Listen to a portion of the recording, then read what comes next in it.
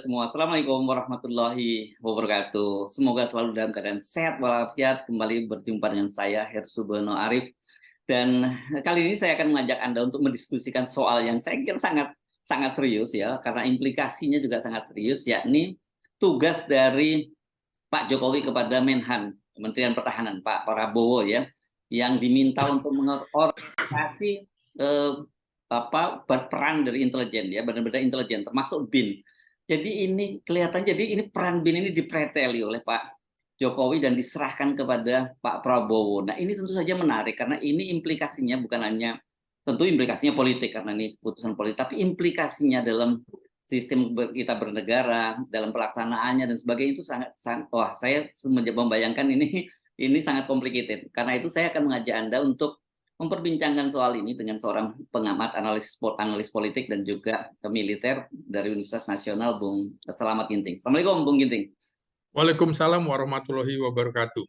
Ya, Rik. Jadi apa komentar Anda satu komentar Anda dulu tentang keputusan Pak Jokowi ini?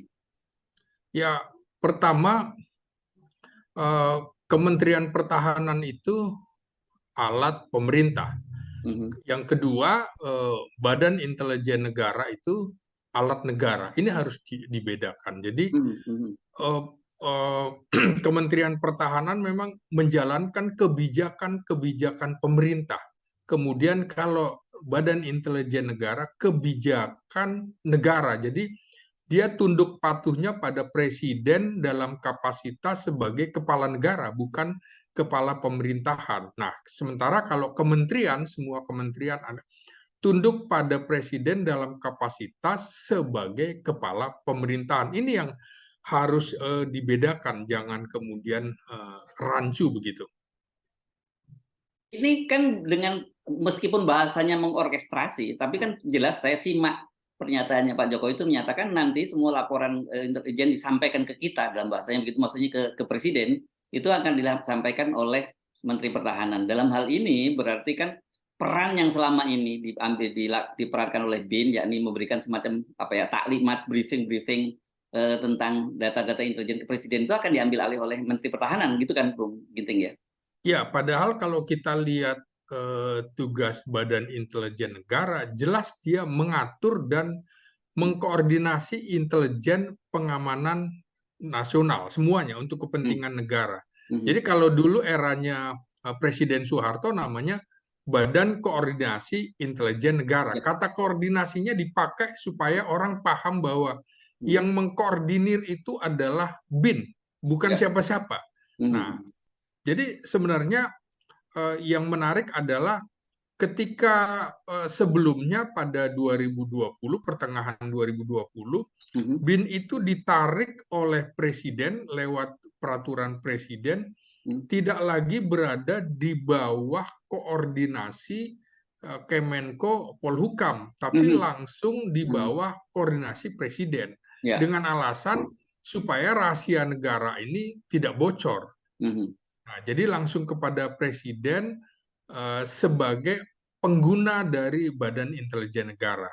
Nah, ini kan tidak. Kalau kemudian dibawa ke Kementerian Pertahanan, ini sudah menyalahi tupoksinya. Jadi mestinya presiden juga barangkali ada input yang keliru kepada presiden sehingga membuat pernyataan seperti itu. Ini harus kita luruskan, Bung Hersu. Jangan sampai kemudian nanti intelijen negara menjadi alat pemerintah.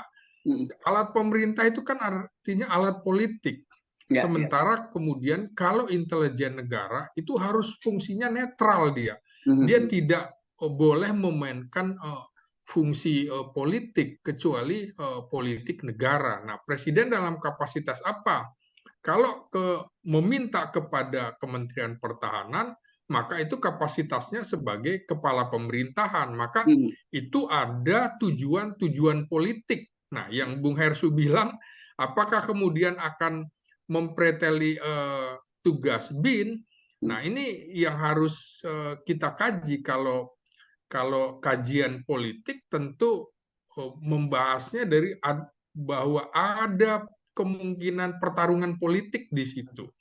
Kenapa kemudian ini menjadi sebuah pertanyaan besar kenapa ada perbedaan kebijakan presiden yang sudah betul menurut saya ketika menarik Badan Intelijen Negara tidak lagi di bawah koordinasi Menko Polhukam tapi langsung ke presiden. Jadi sama sebenarnya fungsi Panglima TNI, fungsi kepala kepolisian itu tugas negara, bukan tugas pemerintah. Sama dengan Badan Siber Sandi Negara, kemudian Badan Intelijen Negara untuk kepentingan negara. Jadi beda, nggak bisa lagi kemudian misalnya diundang dalam rapat kabinet. Rapat kabinet itu kan pemerintah, jadi mereka harus tugas sendiri. Begitu juga dengan Jaksa Agung, jadi tugas-tugas negara.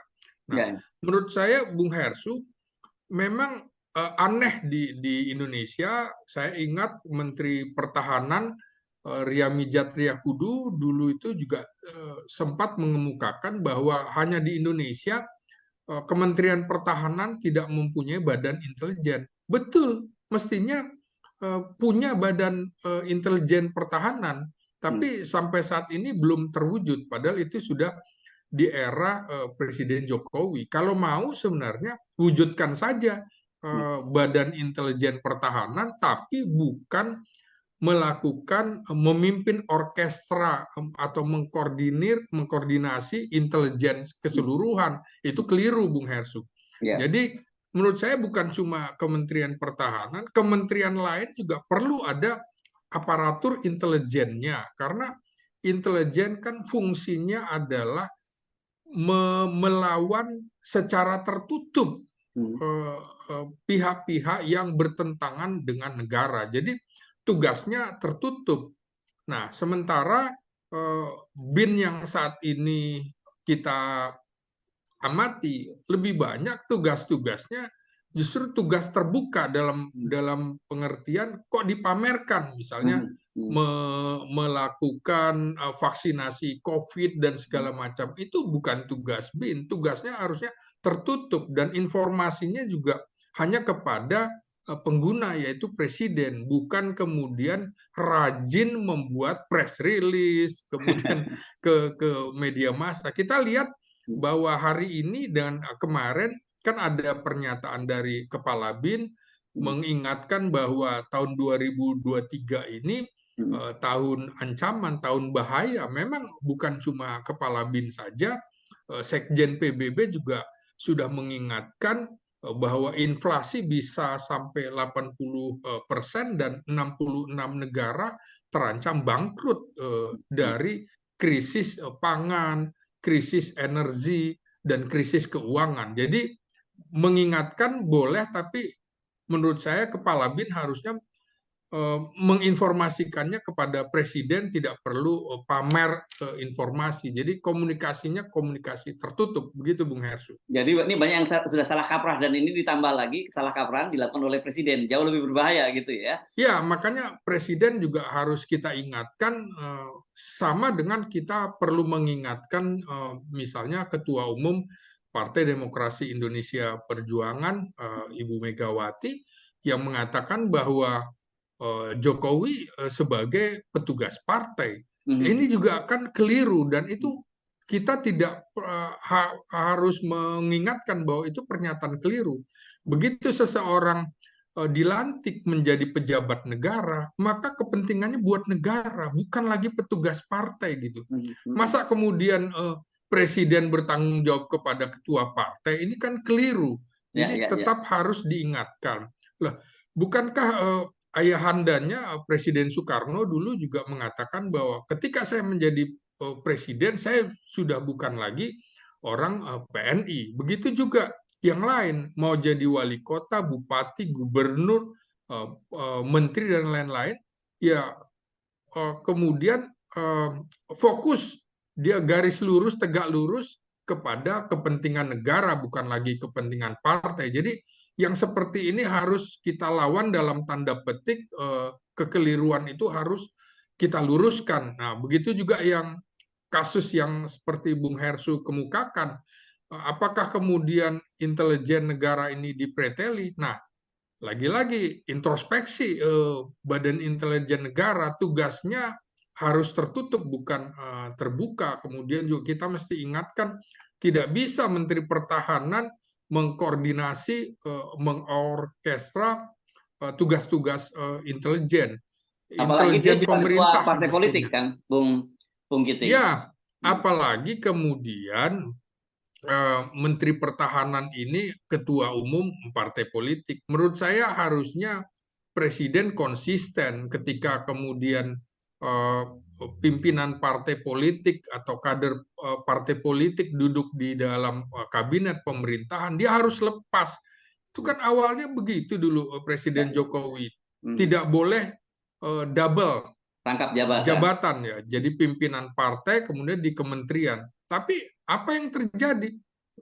Hmm. Ternyata tidak sesuai dengan kenyataan. Sejumlah menteri adalah ketua umum partai, sejumlah menteri juga adalah elit partai politik. Nah, kepentingannya kemudian terjadi pertarungan di 2023-2024 ini, tahun politik, ya kepentingan partai politiknya dominan, mestinya tegas harus keluar dari partai politik. Kalau nggak mau silahkan Hmm. di luar pemerintahan. Kalau tidak, ya pemerintahan ini menjadi alat bagi kepentingan partai politik untuk menggolkan kepentingan-kepentingan politiknya dan bersembunyi di balik jubah atau pakaian menteri. Saya kira Ya, ini yang harus ya. diluruskan. Presiden juga harus kita ingatkan bahwa Kementerian Pertahanan tidak ada tugasnya mengkoordinasi intelijen secara keseluruhan, Bung Hersu. Ya, oke. Jadi kalau kita ngomong dari situ, ini berarti penjelasannya adalah penjelasan politik dong, ya, Bung Ginting, Ya, ya, jadinya ya. Kan orang kemudian tidak bisa melepaskan realitas bahwa Kepala BIN sekarang itu adalah Pak Budi Gunawan, itu sangat dekat dengan Ibu Megawati, punya hubungan personal yang dekat dengan Ibu Megawati, gitu ya. Dan ya, kemudian kita tahu kemarin orang masih berkait-kaitkan juga dengan hari ulang tahun PDIP, ya, ke-50 di sana Ibu Megawati menyatakan bahwa beliau mengingatkan Pak Jokowi tidak ada penundaan pemilu dan kalau sudah dua periode ya sudah cukup gitu. Apakah kemudian ini ada kaitannya dengan itu? Gitu. Ada semacam serangan balik dari Pak Jokowi kepada Ibu Megawati. sah-sah saja pendapat seperti itu, Bung Hersu. Jadi Hmm. ada pertarungan politik di sini, Hmm. saling berbalas begitu ya. Ya. Orang bisa kemudian meneliti, mengkaji apakah memang ada pertarungan politik di antara dua elit ini. Hmm. Kemarin dalam tanda petik barangkali Jokowi diundang dalam kapasitas sebagai apa, kepala Hmm. negara atau kader partai, ini juga bias. Kalau kemudian misalnya Ganjar Pranowo juga posisi duduknya seperti apa, misalnya Hmm. dia posisi sebagai gubernur atau sebagai kader partai, kan posisinya juga ternyata posisi duduknya di belakang, Bung Hersu. Hmm. Tidak menggambarkan dia menjadi pejabat negara, dalam hal ini Gubernur Jawa Tengah. Jadi memang ada pertarungan-pertarungan politik menjelang pengumuman calon presiden dan calon wakil presiden pada November nanti, dan kemarin juga diungkapkan bahwa akan ada pertemuan besar pada 1 Juni yang disebut sebagai bulannya Soekarno. Hmm. Padahal ini juga bulannya Soeharto, Bung Hersu. Jadi Ya, ya, karena sama-sama kelahiran ya. Juni begitu, yang satu Sama-sama Gemini ya. 1900, ya 19 Soekarno 1901, Eh, Soeharto 1921. Nah, jadi ini masuk akal kalau kemudian orang mengait-ngaitkannya dengan bagaimana mempreteli kubu masing-masing. hmm. Jadi kalau kemarin Megawati dianggap mempreteli kubunya Jokowi, Hmm. barangkali sekarang orang juga menerjemahkannya, wah ini cara Jokowi membalas dengan Ya. cara mempreteli kubu Megawati. Nah inilah kalau kemudian orang masih orang partai masih di pemerintahan dan lain-lain, loyalitasnya kepada siapa. Nah, kita ingat teori patron dan klan, Bung Hersu, Hmm. tentu kemudian semuanya akan patuh pada patronnya, klan akan patuh karena diberikan kedudukan, diberikan jabatan, diberikan materi, diberikan kewenangan, diberikan kasih sayang seperti itu. Nah, kemudian klien membalasnya seperti apa? Ya loyalitas. Mhm. Loyalitas, kemudian juga dia eh, patuh, tunduk dan patuh ya. Saya kira ini tidak bisa dilepaskan dari teori patron dan klien. Masing-masing punya patronnya, Bung Hersu. Si menteri ini patronnya kepada siapa? Pejabat negara ini patronnya kepada siapa? Ini bias karena itu tadi harusnya dilepaskan dari tugas-tugas kepartaian. Jadi bisa saja kalau mau konsisten Jokowi menghapus atau mencopot menteri-menteri yang masih memegang jabatan di partai politik dan juga pejabat negara yang diduga berafiliasi politik pada partai-partai politik tertentu. Nah, Bung Hersu tadi mencurigai ketika misalnya seorang Jenderal Budi Gunawan karena mantan ajudan Megawati misalnya, ini menjadi patronnya, patron dan klien Megawati, sehingga orang menghubung-hubungkan itu. Tidak salah Bung Hersu mencurigai hal-hal seperti itu. Nah, sama dengan eh, eh, Prabowo barangkali kemudian dia akan berpatron pada siapa. Kalau sebagai menteri pasti patronnya adalah dia berpatron pada presiden, dia posisinya sebagai kliennya. Nah, ini juga bisa saja kemudian orang mengartikan upaya mengadu domba antara Menteri Pertahanan dengan Kepala Badan Intelijen Negara. Mudah-mudahan ini tidak terjadi, Bung Hersu. Hanya salah ucap, kekeliruan saja menerjemahkan, dan orang akan juga mengaitkan siapa memberikan input kepada Presiden Jokowi sehingga Ya. keluar pernyataan seperti itu. Apakah ini ada kaitannya dengan pertarungan politik di tahun politik 2023, saling menyandera atau apa? Nanti akan dibuktikan belakang hari. Jadi sekarang tentunya semuanya main dengan tertutup. Lagi-lagi seperti saya bilang, BIN seharusnya bekerja secara tertutup, bukan terbuka, dan tidak lagi kemudian fokus saja pada masalah-masalah misalnya menjaga kedaulatan dari sisi intelijen negara. Kita tahu ketika kepala BIN daerah Papua gugur di Papua, ini orang mengartikan, loh kenapa jadi operasi terbuka seperti ini. Jadi operasi BIN itu adalah operasi intelijen umumnya adalah operasi tertutup. Jadi ketika orang bertentangan dengan ideologi negara, kepentingan negara, harus didekati dengan intelijen. Tapi kemudian kalau sudah menyatu, maka didekati dengan fungsi binter TNI. Nah, seperti itu, Bung Hersu. Ya, ya, ya. Ini memang sangat menarik juga karena ini langsung diucapkan oleh Presiden, Bung Ginting. Ini bukan Ya. sebuah polisi. Ini langsung diucapkan oleh Presiden setelah rapim di Kemenhan, dan kemudian ada pertemuan empat mata bersama dengan Pak di ruang Pak Prabowo, dan kemudian Pak Jokowi menyampaikan itu kepada wartawan kan. Jadi kelihatannya kalau dengan statement itu kan berarti juga nuansa politik. Dia memberikan sinyal kepada publik gitu. Iya betul, makanya kemudian yang menarik lagi adalah sehari setelah itu ada pernyataan dari Kepala BIN lewat rilis ke media massa, kan jelas di situ Ya.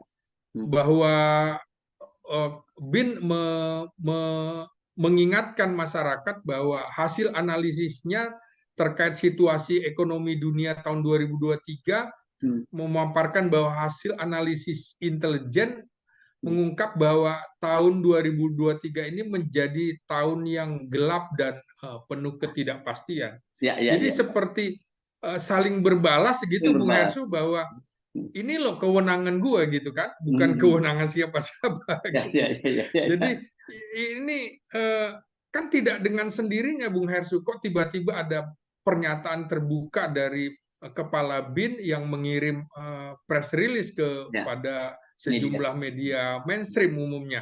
Jadi ini digambarkan bahwa intelijen dunia menggambarkan bahwa ini warning benar-benar gitu loh. Jadi Hmm. bukan tugas intelijen pertahanan. Di sini seolah-olah Budi Gunawan ingin mengingatkan semua pihak bahwa yang mengingatkan begini adalah eh, Badan Intelijen Negara loh, bukan Hmm. bukan Kementerian Pertahanan. Tapi sayangnya Ya. kenapa ini juga dibuka kepada media massa, mestinya kepada presiden gitu. Iya, Ya iya. kita jadi nggak ngerti nih mengapa keluar dari tupoksi-tupoksinya, Aha, apakah ada kepentingan atau pertarungan politik hmm. antar sesama patron dan klien untuk Aha. saling mempengaruhi. Begitu Bung Hersu. Ya, ya, ya, ya. Ini kan saya kira begini, katakanlah statementnya presiden sudah keluar dari statement dari presiden. Saya Ya, membayangkan implementasinya, Bung Ginting, karena ya, bagaimanapun kan tupoksinya dari Kementerian Pertahanan kan bukan semacam itu ya. Saya kan tadi saya singgung di depan. ya. Biasanya kalau kita kayak nonton film-film Hollywood gitu ya, itu ada Hmm, taklimat atau ada briefing dari bos CIA atau petugas yang ditugaskan itu ke White House gitu untuk memberikan situasi politik seperti ini. Nah, ini kan rupanya mungkin peran ini sudah tidak jalan ya dari Pak Budi Gunawan ke Pak Jokowi dengan pernyataan itu ya. Dan ini yang selanjutnya diminta ke Pak Prabowo. Dan pertanyaan saya kalau Pak Prabowo bagaimana mekanismenya itu nanti gitu.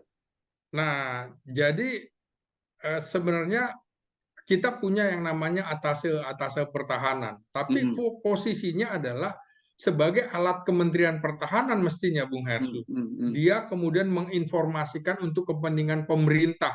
hmm, Jadi dia me, menyimak kondisi di negara-negara lain itu. Nah, hmm, persoalan ini tadi, kalau kemudian Bung Hersu mengatakan jangan-jangan Presiden Jokowi itu membuat penilaian kepala BIN yang saat hmm, ini hmm. eh, tidak tidak seperti harapan dia, sehingga Yes. Hmm, harapan itu hmm. ditambatkan kepada Menteri Pertahanan Prabowo. Betul, Nah, betul. mestinya kalau memang dianggap tidak performan atau Hmm, sesuai dengan parameter penilaian hmm. presiden, ya ganti saja Yes. kepala Hmm, hmm. Badan Intelijen Negara. Atau jangan-jangan tidak berani karena direkomendasikan oleh pimpinan partai besar misalnya. Yes. Ini Ya, kan ya. orang akhirnya mengartikan seperti itu. Ya, ya. Boleh misalnya yang lain diganti, tapi yang posisi ini nggak boleh diganti. Nah, Ya, ya, itu ya. Ya, kembali lagi tadi Bung Hersu, bahwa ada pernyataan petugas partai begitu. ya. Lu jangan macam-macam, lu cuma petugas partai, kan kira-kira Ya, ya, begitu. ya, ya. Padahal tampilnya Jokowi menjadi presiden juga bukan dulu di awalnya juga bukan karena semata-mata PDIP saja, tapi juga ada peran Nasdem Hmm, untuk menambah koalisi sampai 20% presiden threshold. Jadi bukan petugas partai PDIP, harusnya ini sudah lepas.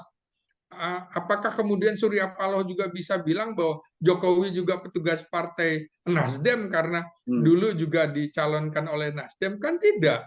Nah, hmm, jadi orang akhirnya mengartikan kembali bahwa siapa menteri-menteri yang disorongkan oleh partai hmm. eh, eh, yang kemudian patronnya adalah kepada ketua umum partai. Makanya seperti saya bilang harusnya tegas, harus pakai garis merah bahwa ini tidak ada kaitannya lagi dengan partai politik, apalagi Jenderal Budi Gunawan ini kan profesional dalam pengertian jenderal polisi, bukan kader partai. Maka orang akhirnya mengartikan lagi, membalikkan lagi peristiwa 2014 ketika kemudian beberapa perwira aktif polisi misalnya diduga ikut menyorongkan, ikut jadi tim sukses presiden, calon presiden. Ini akhirnya saling buka lagi, Bung Hersu. Dari kubu ini membuka, dari kubu ini membuka. Itulah Ya. lagi-lagi kepentingan politik yang tidak pernah ada habis-habisnya dan kepentingan selalu berganti-gantian begitu Bung Ya. Hersu. Nah, Apalagi kalau pertanyaannya kita, tadi ya, siapa yang menginput memberikan informasi kepada presiden untuk menggagas orkestra intelijen di bawah Kementerian Pertahanan. Itu yang harus kita cari juga, Ya, Bung ya. Hersu. Nah, kalau Pak, kalau gitu kita flashback ke belakang ya, bahwa ini masuknya Pak Prabowo ke kabinet itu juga tidak lepas dari operasi intelijennya Jenderal Budi Gunawan ya. Kan ada, ingat Persis, Bung Hersu. waktu pertemuan di mana, di Lebak Bulus ya, dari naik MRT Iya, Lebak iya, Bulus, itu iya. kelihatan sekali peran Jenderal Budi Gunawan di situ ya.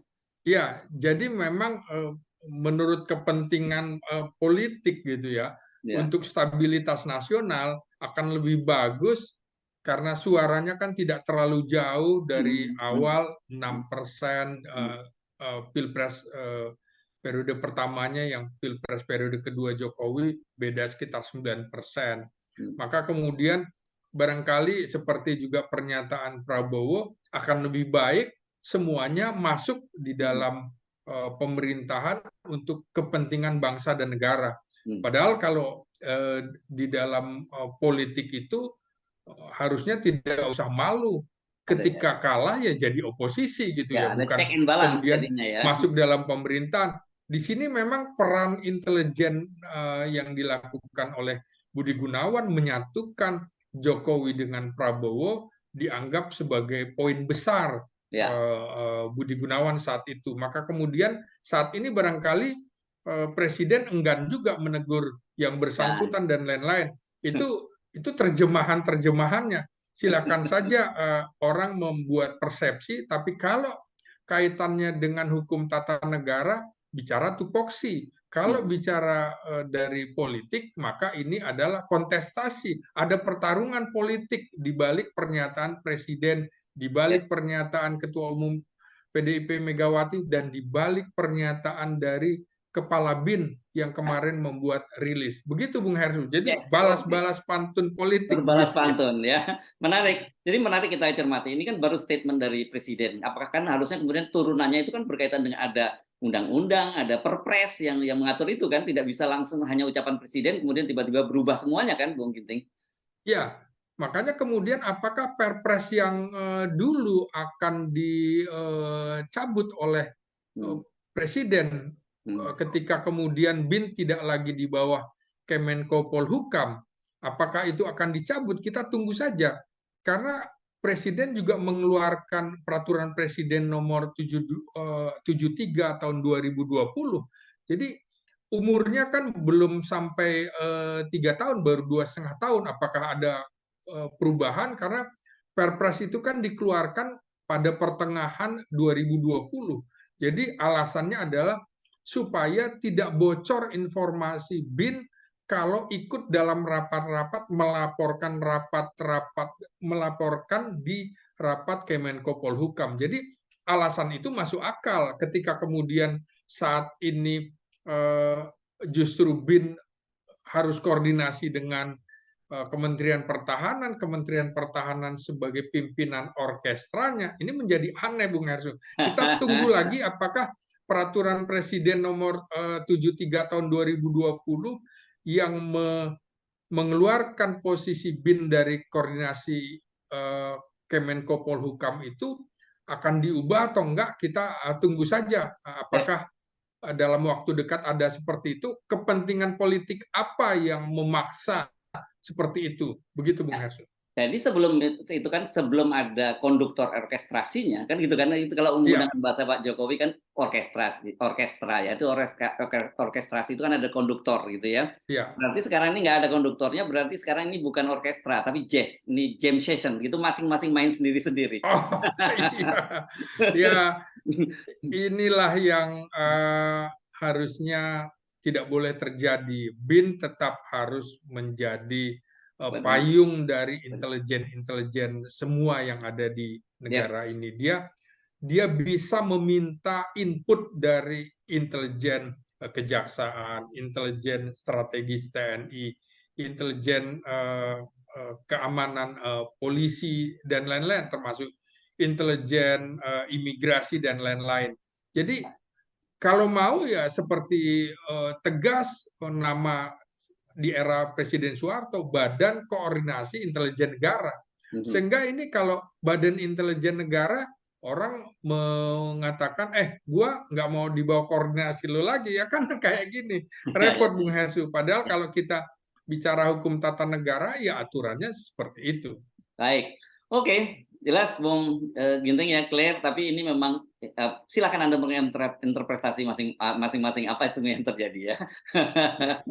Tapi Yuk, mudah-mudahan Bung Hesu jangan sampai kita terpecah belah, nah, karena ya, kepentingan-kepentingan politik yang rugi bangsa ini sendiri. yes. Mudah-mudahan bisa diselesaikan secara baik untuk kepentingan bangsa dan negara, bukan untuk kepentingan kontestasi politik 2023-2024. Begitu Bung Yes. Hesu. Baik, terima kasih Bung Slamet Ginting, analis politik dan militer dari Universitas Nasional Jakarta. Assalamualaikum warahmatullahi wabarakatuh. Waalaikumsalam warahmatullahi wabarakatuh.